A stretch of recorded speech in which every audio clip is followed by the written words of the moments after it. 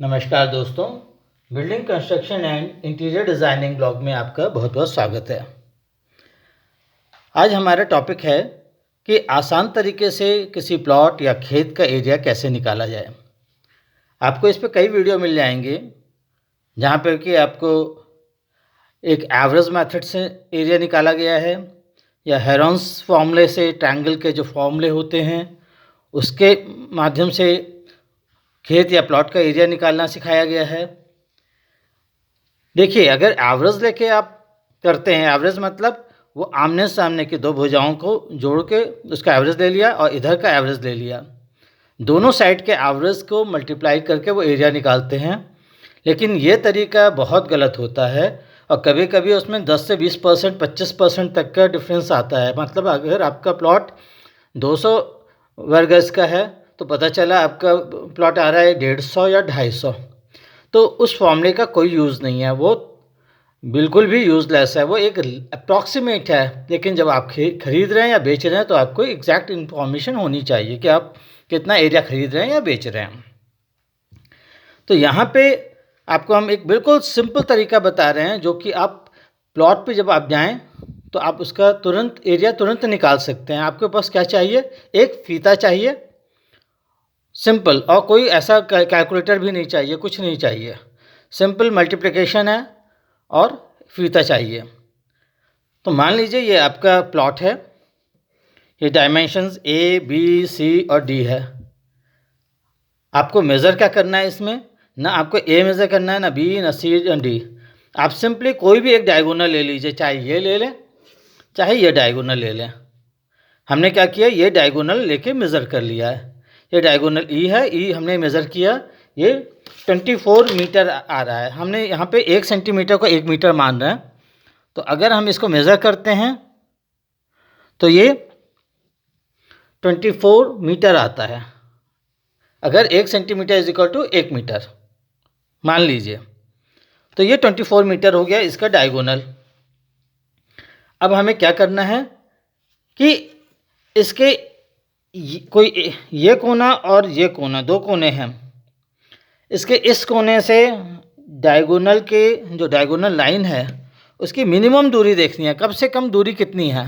तो हमें क्या करना है, एक आदमी फीता लेके यहाँ पे इस पॉइंट पे आ जाएगा और दूसरा आदमी, ये फिक्स रहेगा, ये पॉइंट ये अपनी जगह खड़ा रहेगा वो आदमी, और दूसरा आदमी ऐसे मूव करके देखेगा कि डायगोनल लाइन, हम क्या करते हैं यहाँ पे डोरी बांध देते हैं, इस कोने से इस कोने के बीच में डोरी बांध दी। तो इस पॉइंट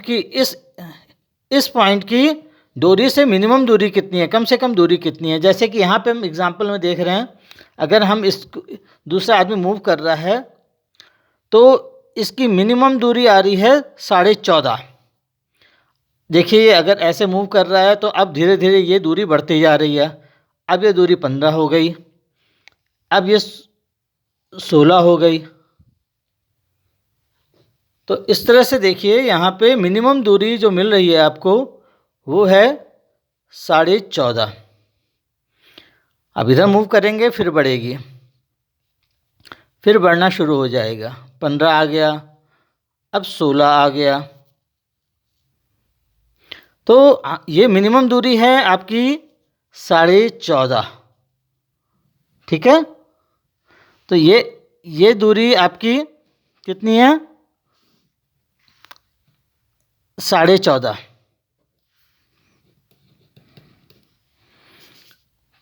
ये मान लीजिए y1 है, और ये दूरी कितनी है? अब इसी तरह से आप यहाँ पे खड़े हो जाएंगे, एक और कोने को लेके पकड़ के, यहाँ से एक इसको फिक्स रखेंगे, इस पे एक आदमी खड़ा होगा यहाँ पे फीता लेके, और दूसरा आदमी फीते से ऐसे घूमेगा। देखिएगा कम से कम रीडिंग कितनी आती है, कम से कम दूरी कितनी बता रहा है। जैसे यहाँ पे ये इस समय दूरी 6.8 है, ये कितनी है? 6.8। ये दूरी y2 है, मान लीजिए, ये आपकी 6.8 है। हम जो भी दूरी ले रहे हैं, हम डिस्टेंस ले रहे हैं मीटर में ले रहे हैं, है ये सेंटीमीटर में, लेकिन हम मान रहे हैं कि एक स्केल का 1 सेंटीमीटर 1 मीटर के बराबर है। तो ये हो गया आपका ई डायगोनल 24 मीटर, ये दूरी 6.8 मीटर 6.8 मीटर, ये दूरी 14.5 मीटर। तो आपका क्षेत्रफल बड़े आसानी से निकल जाएगा। ना आपको ए निकालना है, न बी, न सी, न डी, चारों भुजाओं को निकालने की कोई ज़रूरत नहीं है, सिर्फ एक डायगोनल और ये दो दूरियां। तो आपका जो एरिया आ जाएगा उसका वो होगा 1/2 E into y1 plus y2, इन दोनों का जोड़, और इसको इससे गुणा कर दिया और उसका आधा हो गया। तो आधा इंटू 24, ई कितना है 24 इंटू 14.5 14.5 प्लस 6.8 6.8, ये आपका आ गया 255.6 स्क्वायर मीटर। ये बिल्कुल एक्यूरेट होगा, इसमें कोई भी गलती नहीं होगी। इससे एक्यूरेट मेथड कोई नहीं है और बिल्कुल सिंपल मेथड है। कोई ट्रायंगल के हेरोन्स फार्मूला और जो भी एवरेज वाले मेथड वो सारे यूजलेस हैं। हेरोन्स फार्मूला बिल्कुल एक्यूरेट है, कोई गलती नहीं है, लेकिन एक टिपिकल मेथड है जो कि आपको निकालने में प्रॉब्लम होगी। आपको अंडर रूट लेना होगा, ये सब लेना होगा, बहुत सी चीज़ें हैं उसमें।